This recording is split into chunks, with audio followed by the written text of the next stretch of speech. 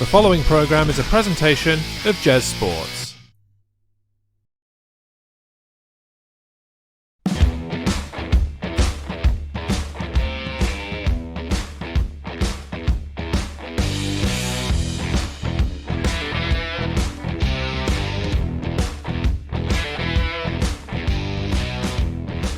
Hello there, ladies and gentlemen, and welcome back to the Main Event Podcast. Today we are taking a look at New Japan Pro Wrestling Destruction in Kobe. My name is Dan. That is Jez. Hello. Hello. Yes, we won't do the usual how are yous because we just did that in recording our previous episode. So I'll just assume that you're fine and you can assume the same of me. Yeah. I think we should probably just crack into this because it's quite a long one, and there's a lot to discuss. If you didn't tune into the last episode, you won't know that in the predictions, I'm on 49 now, Dan's on 50, and our new co-host Matt, who is invisible right now, is on 7. He's not really. He was to join us for these episodes that we've recorded this week, but he's under the weather, so hopefully we'll join us next week for NXT No Mercy and AEW Wrestle Dream. Don't know why I said No Mercy like that. No Mercy, but I did, so there you go. Anyway. Let's kick off New Japan Pro Wrestling Destruction in Kobe with the opening tag team match, Kevin Knight and Tiger Mask versus Bullet Club War Dogs, Clark Connors, and Driller Maloney. Can I start? Yeah, you can start. Why not, eh? So this was a bit of a match that happened, if we're being completely honest about it, but there were a few nice things in it. It was a fast start. I liked that the ring announcer had to announce the match while it was already in progress. I haven't been watching, New Japan religiously for very long, but that's the first time I've seen them have to do that. Normally they just don't bother, but he was like, "No, it's the opening match. I should probably announce it, so I'll just do it while they're getting on with it." Kevin Knight and his athleticism, I thought that's really good. He was in Impact for a while, I think, Kevin Knight, and doing some X Division stuff. I think throughout the pandemic when he was when they couldn't do the New Japan dojo stuff. I think could be wrong. I seem to remember him doing some stuff there, and he's come on a long way. Is what I'm trying to say there. A long way around saying that. And it was also great to see Connors and Maloney again. It feels like it's been ages since I've seen them, and they're junior heavyweight tag team champions, and haven't seen them. Going to see a lot of them in the next few months with the tag cup thing that they do, Super Tag League or whatever it is. But good to see them back on the screen. Anything from you? No, again, it did feel a bit of a match that happened, but it was all right. Yeah, it was an opening match. I did get the impression, and I didn't quite understand what the commentary team were trying to say, but it didn't seem like this was supposed to be Tiger Mask in this match. I think it was supposed to be somebody else. I think it was supposed to be Kushida. Oh, okay. And what's wrong with Kushida? Because I don't know, but because I think Kevin Knight and Kushida are a tag team or something, so yeah. Okay. Well, hopefully Kushida is okay and he'll be about for the World Tag League, but we'll see. Don't need to see more Tiger Mask in tag team matches, quite frankly. Predictions. A nice, easy, hot start for us.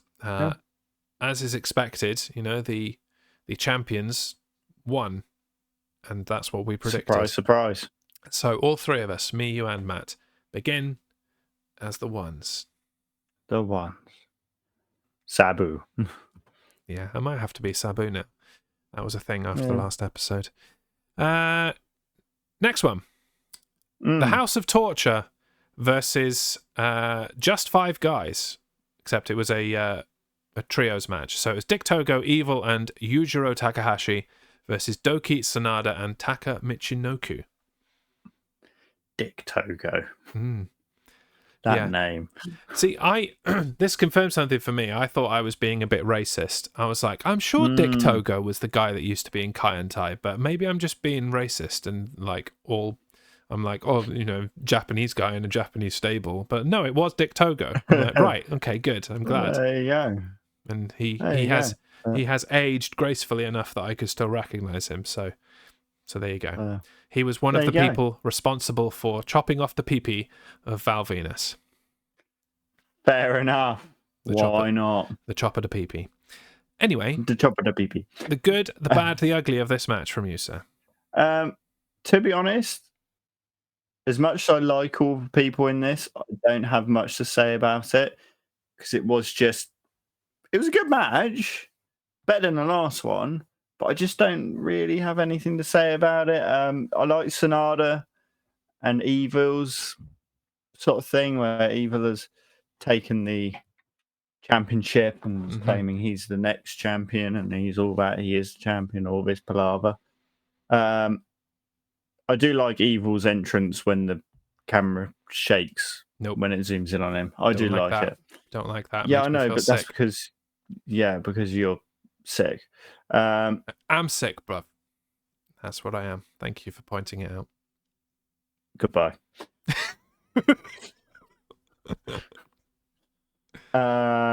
Choking with the cable.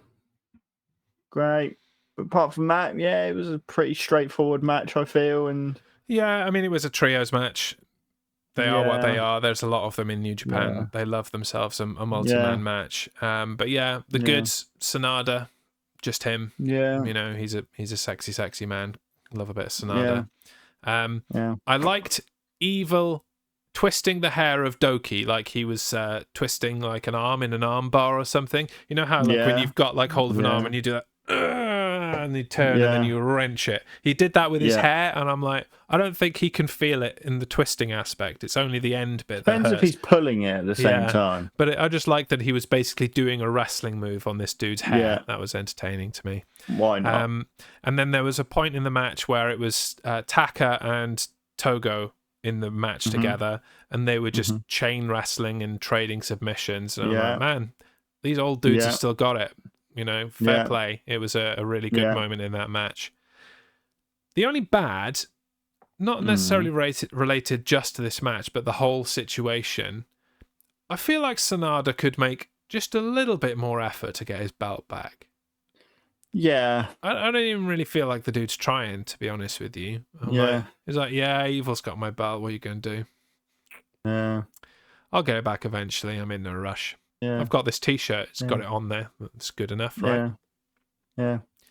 It's just like, no, mate. It's your belt. Go and punch him in the face and take it back. Go knock him out, bruv. You're a hard man. You're a sexy man. Go and lamp him and get your belt back. Come on, Sanada. Be better. Yeah. We could also do with being a little bit better. All three of us. Because we all went for the House of Torture to win.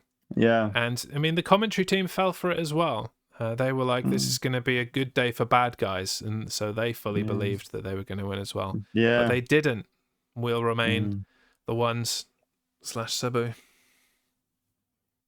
I'll be the ones that I'll always acknowledge the tribal chief. Oh, absolutely. But, I can also acknowledge the homicidal, genocidal, suicidal, death-defying Sabu at the same time. I think I got all of those in the right order.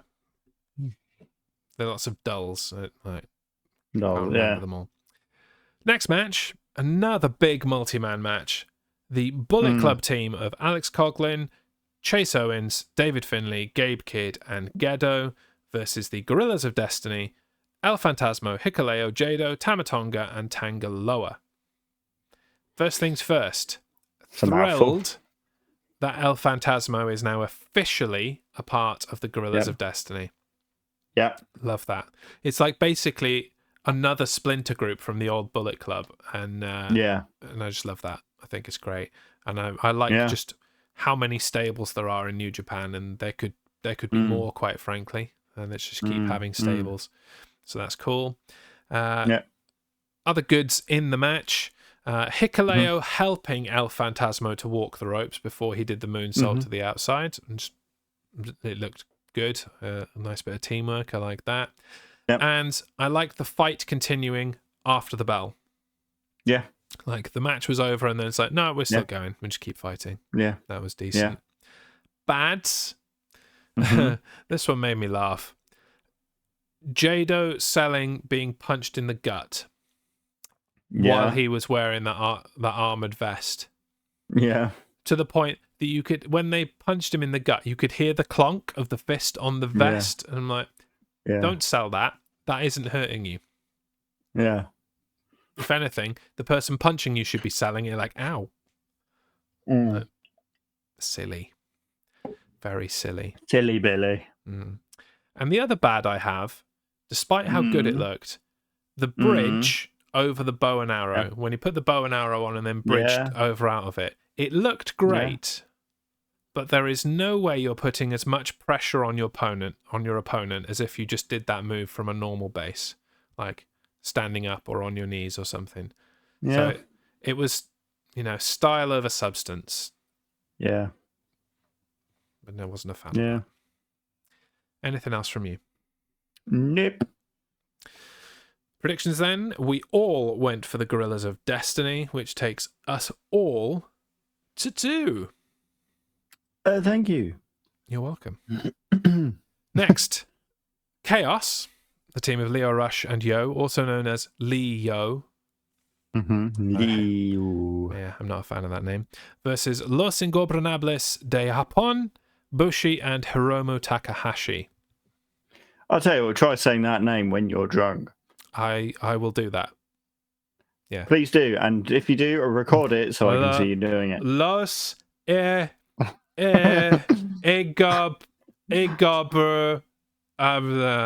the Los Igna LIJ. There you go.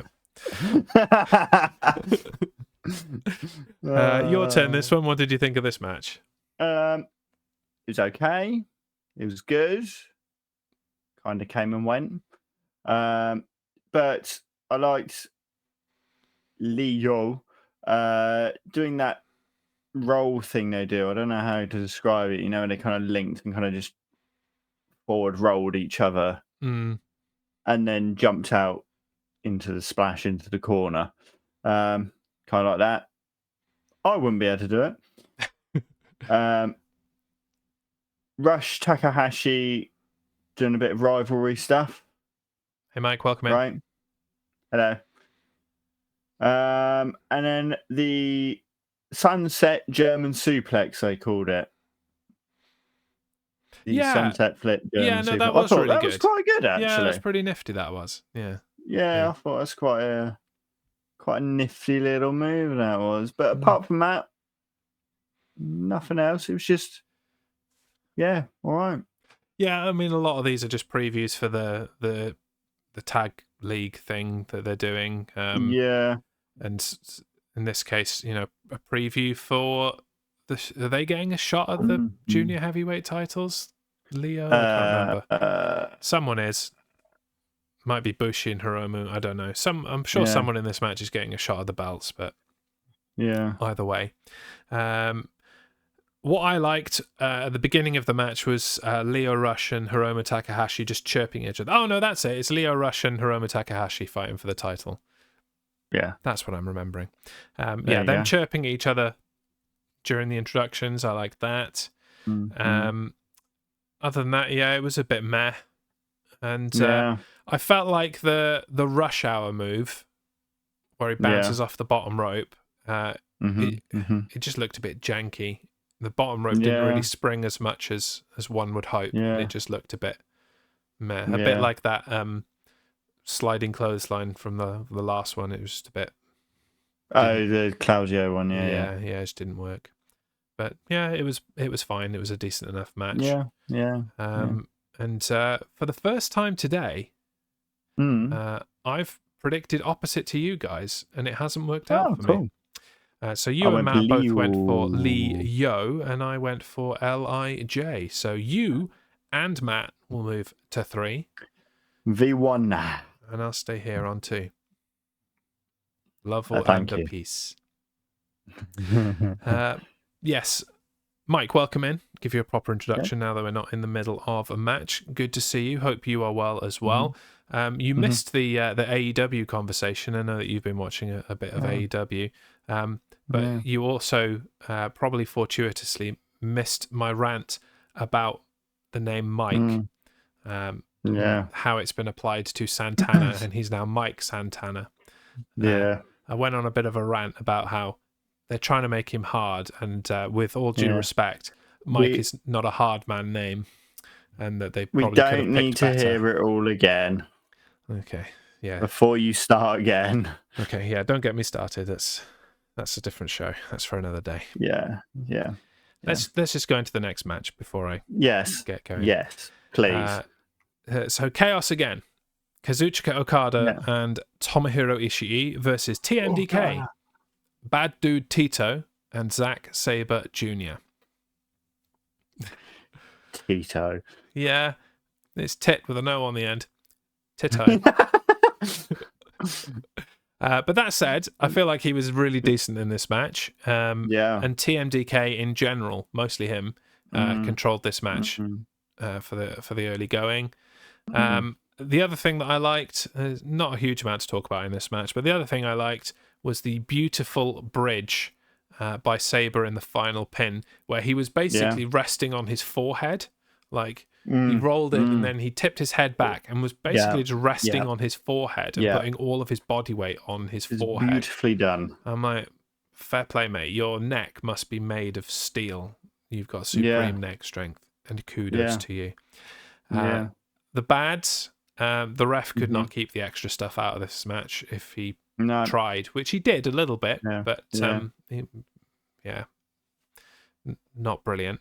At least he tried, though. That's more than the AEW referees do. And the ugly, and this one just made me laugh, really. Okada clapped just before Tito kicked him in the face. He was like, and then it was like, right, okay, fair enough. It was just a rare miss from the Rainmaker, and it made me chuckle.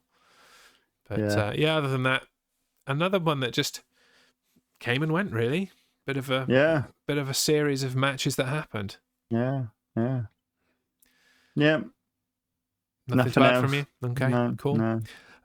Predictions.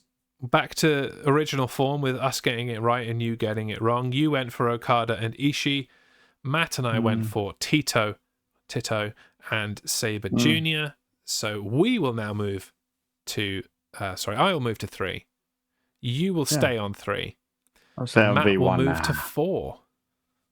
Flipping A. He's ahead of us. We're going to be in trouble here. Next. Oh, yeah. This is where the event starts to pick up. The King of Pro Wrestling title match, the KOPW title match. Taichi versus Sho. It's you. Go on. The stipulation for this match. Yeah, stipulations. I liked it. Multiple. Yeah, I liked it. And I'll just explain it for people who haven't seen it. So each of these people are in a faction. One of them is in Just Five Guys. One of them is in the House of Torture. They will come down and fight a match. But their partners from their, I'm saying such a good thing, their group have to come down as well and sit at ringside, handcuffed to someone else from the opposite team. And they have to sit there and they're not allowed to fight. I think that is so good. It was a really fun stipulation. Yeah. If they fight, the match gets thrown out or something. It's like, that is such a good stipulation. And it was the fact that they had Evil and Sonada handcuffed together. It was so brilliant. Yeah, I loved it. And it's the fact that, which one is it that's in House of Torture? Is it Show's in House of Torture? Yeah. He's pleading with them to sit down and don't do anything. Yeah, because that was the thing. If the match had been thrown out, then the title would have stayed with the champion, and Show wouldn't have been able to win it. So yeah. No, there's a lot to like in this match. Go on. But it's the way. And so moving on from that, Show trying to run, getting out into the audience, quite into the audience, should we say? Mm-hmm. Show hiding the illegal moves. The best part, which seems to happen quite frequently when Evil is around, the timekeeper getting knocked down. Yeah, even though it wasn't an Evil match, he still got knocked down. Yeah. Ref getting thrown into the exposed turnbuckle, and it actually looked like it hurt. It did, yeah. The powder to the eyes, because don't see that much, to be honest. The low blow, and also the big thing, the heel turn from the other guy from Just Five Guys. Yes, indeed. Yeah, Yoshinobu Kanemaru turning on Just Five Guys. And not only was that a beautiful kind of heel turn in that it completely turned this match around, they've been building that for ages. They had so the whole knee injury to Kanemaru was fake. Kanemaru was supposed to be in the trios match earlier in the night, but Taka had to take over because Kanemaru was supposed to be injured. It was just really good, and I did not see it coming. I don't think anybody really saw it coming. The faction is named Just Five Guys, so they've ruined it already because they're not five guys anymore. They're only four because he's turned and gone to the other team. They're gonna have to turn into Just Four Guys. Well, they were Just Four Guys before, and then Sanada joined them. But now they've changed. So the joke is, well, at least Taka Michinoku can dig out the old merch that they had printed and sell some of that off.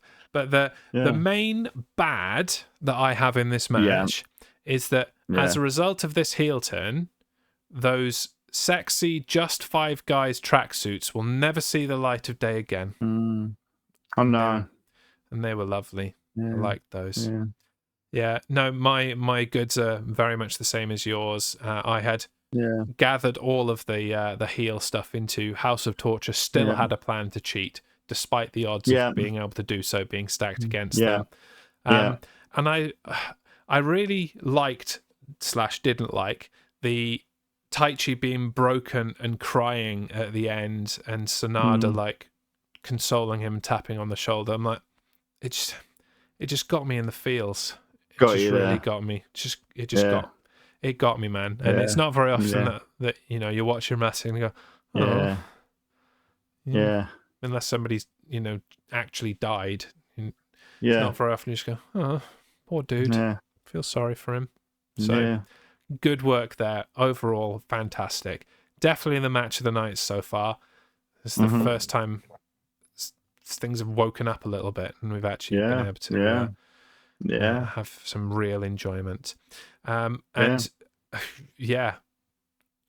defy anybody to tell me they saw this coming. We all went for Taichi for the win, and wrong. Show is the new champion. Completely unexpected. So 3 to me, 3 to you, 4 to Matt still. Jesus.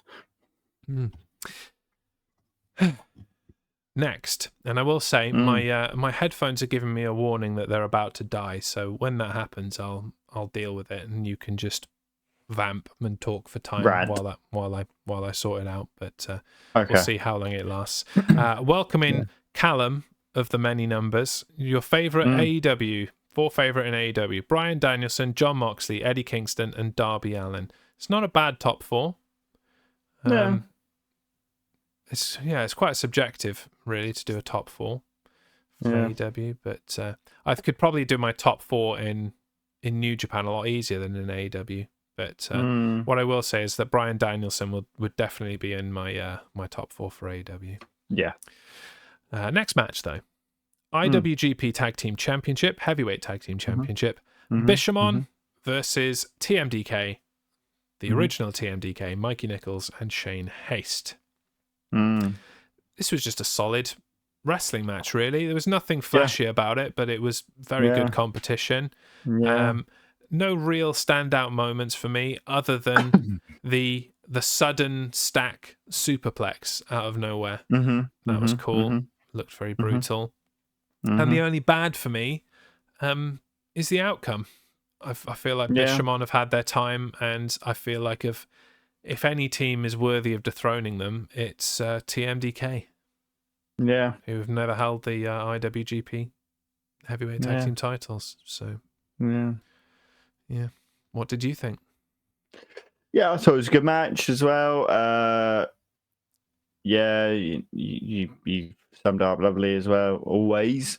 But yeah, it was a good match. I did enjoy it. Just a shame about the ending, I think. Yeah. I mean, it's not a terrible shame as far as you and Matt are concerned, because you both predicted Bishamon for the win, and I did not. I went with TMDK. So I'll stay here on 3. It's fine. 3's a nice number. You'll move to 4. Just 4 guys. Just 4 guys. And now Matt will be 5, which is not just 5 guys. Depressing. Yeah. Just 4 guys, and previously Kanemaru. Yes. Next match. The semi-main event. No, it's not. It's the semi-main event. Shingo Takagi versus Great Khan. Over to you. It was an alright match. I think this was more like a bit of a palate cleanser, as it were. One of those. It was good, but not amazing. It was really a nothing match as far as I'm concerned. You know, I feel like both of these guys have better in them. Like, in general, I was slightly disappointed in this match, really. Just my opinion. Yeah. But Khan jumping him before the bell and choking with his shirt. Wasn't sure about him getting a chair. This is the thing about New Japan. They seem to have very lenient rules. As Jeremy charges his. It's all right. I can hear you now. I've had to move you to the speakers, so hopefully you're not coming back through the microphone too much. We'll see. But all right, and then him trying to use the chair. It always amazes me for New Japan rules. They're kind of a bit lenient. But hey, whatever.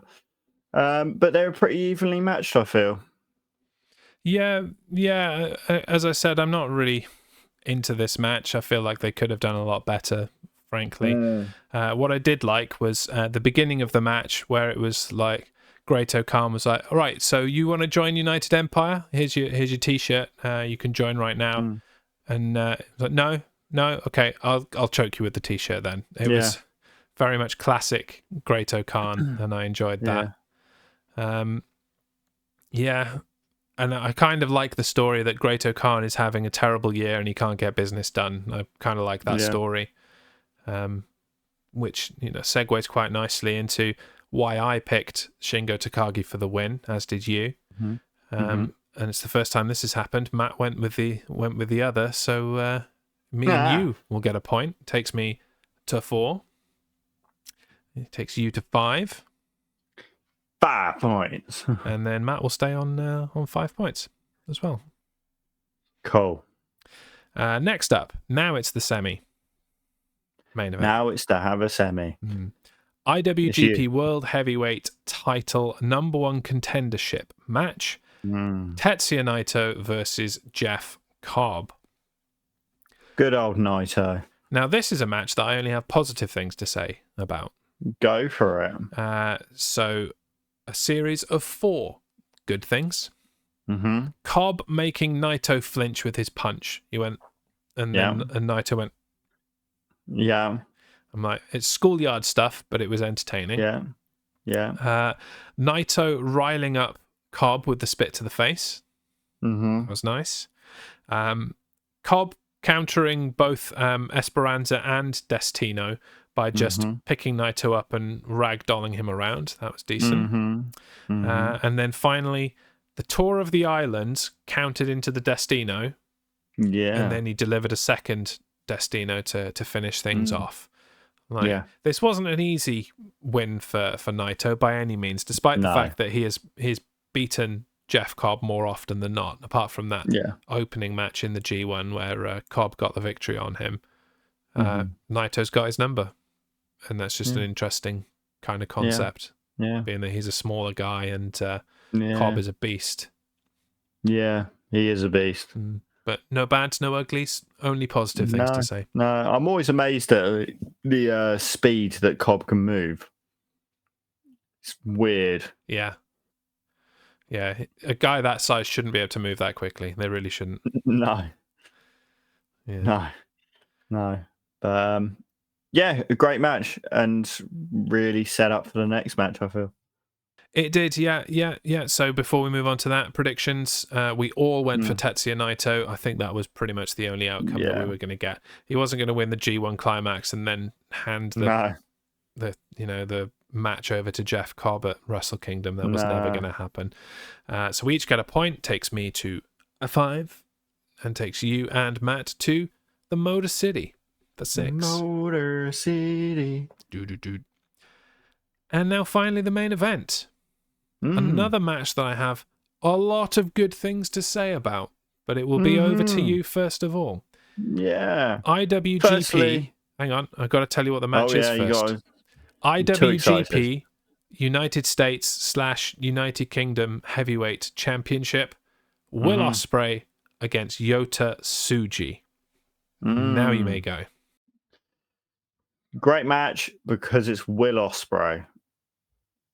To be honest, that's all we need to say, really, normally, isn't it? Pretty much, yeah. But do go on anyway. Yeah. I liked the technical start. We had a bit more of a technical start from its beginning. Ospreay getting flung into the barricade, but jumping it, almost landing in the laps of some poor Japanese woman. But apologising. It was like, yes, apologising. Yeah, sorry. Tsuji smiling after kidney shots. Well, smiling all the time when he gets paid. I quite likes that. I just like, he's got a big mouth. Yeah. Ospreay on Tsuji doing the backdrop. Ospreay flying spin kick. He always does that great. Oscutter outside from the turnbuckle. I only have one downside. Kicking out of all the finishers and the moves and all that sort of stuff. There weren't that many. The thing is, Will Ospreay's got a lot of signature moves, not so much finishers. But there was a little bit of it. They kicked out of the finishers that they did to each other in terms of, so like when Will Ospreay did the spear, that was kicked out of, and when Yota Tsuji did Stormbreaker, that was kicked out of. But I don't mind so much kicking out of a stolen finisher, because the notion is you're not expert enough to apply this sufficient to keep them down. So I'm okay with that. But I think everything else was pretty much like a signature, like kicking out of the Oscutter. Yeah, that happens. That's not a finisher. What's the other one? The Hidden Blade. That's not a finisher either. So I'm okay with that. If he'd have kicked out of Stormbreaker, then I would have been upset. Likewise, if Ospreay would have kicked out of the spear, or what does he call it? He's got a special name for the spear, hasn't everyone? I'm not sure. But yeah, something like, it's been named by the fans, so it's a random name out of nowhere. But yeah. I'll let you go now. Okay. Well, yeah, I'm pretty much there with you. I liked the slow, systematic kind of breakdown at the start that Yota Tsuji had from Will Ospreay. Yota Tsuji's combination of STO and then slam him back and then stomp him. I really like that. It's a nice combination. I was impressed with how Yota Tsuji was able to match the pace and the physicality of Ospreay in this, actually. It's really nice. The os cutter off the turnbuckles to the outside. Just how close some of these near falls were. Yeah. After the Stormbreaker that Tsuji delivered, very, very close. And then there was another move. I can't remember what it was, but like the foot on the ropes. Like Ospreay got his foot on the ropes at the very last moment, and it looked like he was done. And I was like, oh, a boy almost lost it. What was that? That was too close. So yeah. And after the match, Ospreay giving Yota Tsuji the respect, picking up his fist and fist bumping him. All right, fine. Yeah, that's one way of doing it. He was like, there's your respect. Get out of my ring. I've got some talking to do. Yeah. Which brings me to my final good. Will Ospreay and Zack Sabre Jr. doing a promo in Japanese. Yeah. They are not Japanese. They are English. Yeah. And it was a very good promo. They did it very well. Yeah. Yeah. And I like Chris Charlton going, I wasn't really expecting to have to translate this part of the night, but okay. Yeah. I only have one gripe, and it's not really about the match. Yota Tsuji. He's good. Don't get me wrong. But he's still new and shiny. He's, only been, graduated from the dojo and back from excursion for a short time. And in that time, he's had a world title shot and a US/UK title shot, both of which that he has lost. What exactly has justified all of these title shots for such a young guy? And so because he's smiley. He is smiley, but so is Red Shoes' kid. I've forgotten his name. Shota Umino. So like, where's Shota Umino's at the same stage? Where's all of his title shots? Ren Narita, where's all of his title shots? They're all, graduated at the same time.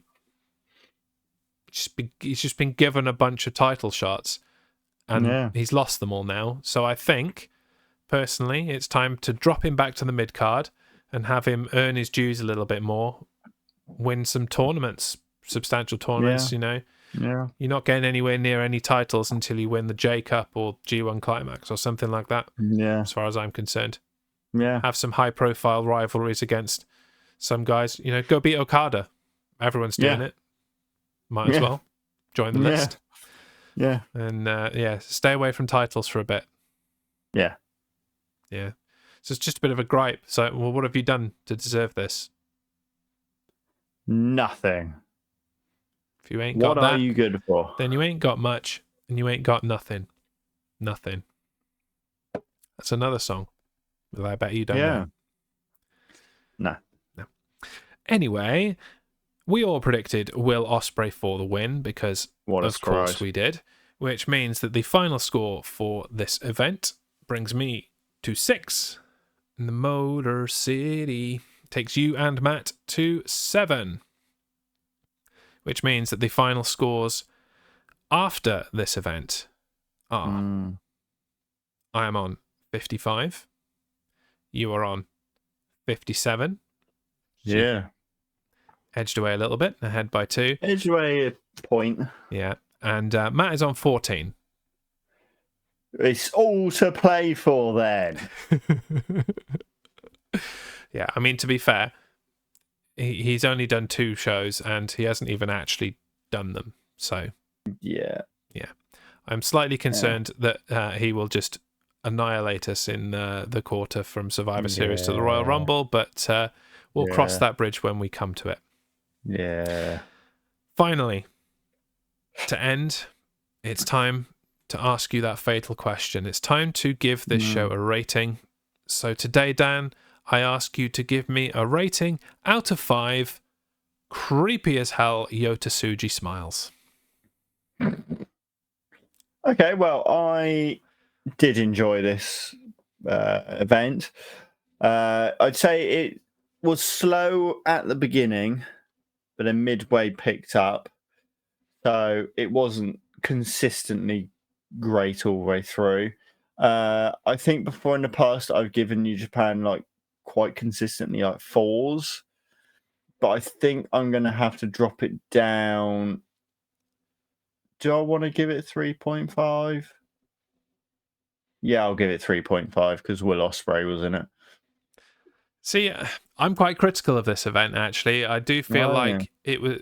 I've been spoilt, I guess, by that summer of G1 Climax, which was just knockout after knockout after knockout of great, 4-star minimum events. And I felt like the first half of this was really lacking. Like some of those matches were a little bit of a struggle to kind of just stick with. Not that any of them were bad, but it's just like, really, this is what you're giving us after all that. So I was slightly disappointed. I think I'm going to go lower than you, which doesn't happen very often. I'm going to give it a 2.75. Wow. Slightly above, middle. Yeah. Yeah. Yeah. And that's not to say I didn't really enjoy the Will Ospreay match, and I really enjoyed the handcuff match, but everything else was kind of forgettable. Yeah. To be honest. Fair enough.